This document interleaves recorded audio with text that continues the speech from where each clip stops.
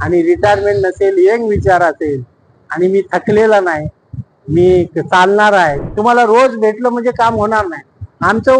आम्ही कामं दिले पण आम्ही दिसलो नाही. आमचा 100% शिर्डीच्या मतदारावर विश्वास आहे.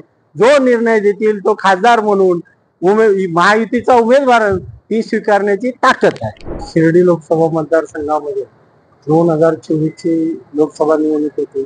देशाचे पंतप्रधान नरेंद्र मोदी साहेबांना तिसऱ्या वेळेस शिर्डीची जनता पीएम करण्यासाठी शिर्डीतून महायुतीचा उमेदवार मला निवडून देणार. त्यामुळे पहिलं काम घाट माथ्याचं समुद्रात जाणारं पाणी आहे त्या ठिकाणी आपण अडवलं आणि शेतकऱ्याला 25 TMC पाणी या ठिकाणी दिलं शिर्डी लोकसभा मतदारसंघात आणि नगर जिल्ह्यामध्ये. तर तो पाण्याचा प्रश्न सुटेल आणि शेतकरी सुखी होतील. दुसरी गोष्ट म्हणजे महत्वाचं 5 स्टार MIDC तळेगाव मध्ये निर्माण केली, नवीन निर्माण केली. त्या समृद्धी महामार्ग आहे, त्या ठिकाणी रोड्स आहे, एअरपोर्ट आहे, त्या ठिकाणी रेल्वेचं स्टेशन आहे. सर्व सुविधायुक्त ट्रान्सपोर्ट असल्यामुळे इंटरनॅशनल कंपन्या तिथं उद्योग करतील आणि तिथे देखील 1 लाख लोकांना रोजगार उपलब्ध होईल. आणि म्हणून ह्या मतदारसंघामध्ये साईबाबांच्या आशीर्वादात मी महायुतीचा उमेदवार म्हणून 2014-2019 ला मतदारांनी निवडून दिलेला आहे. आणि मला असं वाटतं मी खासदार असताना मी रखडलेल्या कामाला गती दिली आणि मी काय रिटायरमेंट नंतर राजकारणात आलो नाही. मी जवानीमध्ये 15 वर्षाच्या राजकारणामध्येच मी जवानीमध्ये आलो आणि माझा 60 वर्ष आहे, 60 वर्ष पूर्ण झालेले.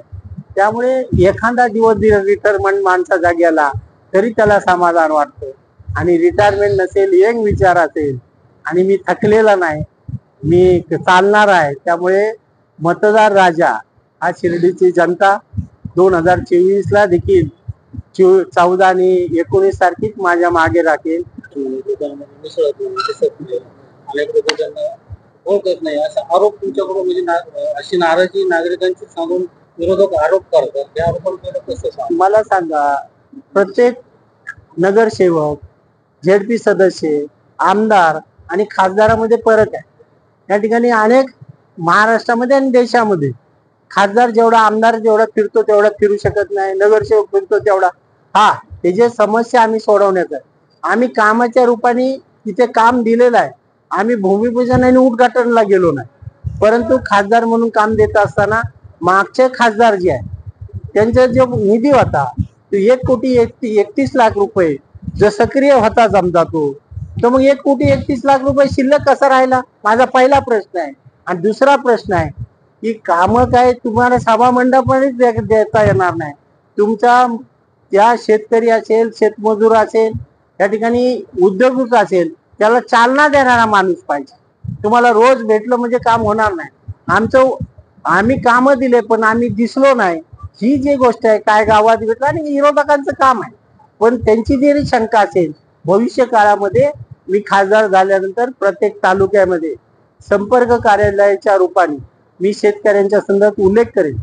मी महाराष्ट्रामध्ये एकमेव खासदार आहे कांद्याची माळ घालून गांधीजीच्या पुतळ्यावर आंदोलन केलं आणि त्यामध्ये दखल त्यावेळेस पियुष गोयल साहेब त्यांनी घेतली. शिर्डीची लढत दुरंगी होईल का तिरंगी होईल का उत्तर स्वरूप पण त्याच्यामध्ये इच्छुक आहे.